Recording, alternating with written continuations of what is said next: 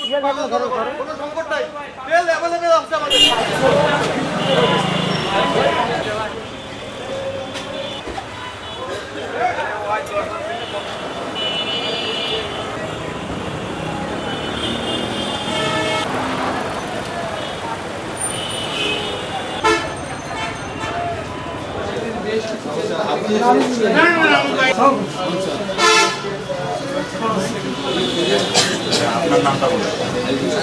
মহানগরীর বিভিন্ন পেট্রোল পাম্পে অবৈধভাবে তেলের মজুদ আছে কিনা, পরিমাপ ঠিক দিচ্ছে কিনা, এই বিষয়গুলো তদারকি করছি।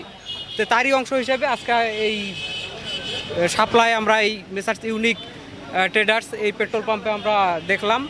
তো তাদের এখানে আমরা তেলের কি পরিমাণ মজুদ রয়েছে এটা আমরা জানতে পারি নাই, কারণ তাদের যে আন্ডারগ্রাউন্ড স্টোরেজ ট্যাঙ্ক, অর্থাৎ যেখানে তারা তেল মজুদ করে, সেখানে যে একটি ক্যালিব্রেশন চার্ট থাকে, যেটা দেখে আমরা জানতে পারি যে সেখানে কি পরিমাণ তেল রয়েছে, কিন্তু সেই ক্যালিব্রেশন চার্ট আমরা তাদের এখানে পাইনি। সরকার থেকে একটা প্রজ্ঞাপন দেওয়া হয়েছে যে কত লিটার তেল কাকে দেওয়া যাবে এবং তেলের কোনো যাতে অবৈধ মজুদ না হয়, এই উদ্দেশ্য হচ্ছে আমরা আজকে সারা রংপুর শহরে অভিযান চালাচ্ছি।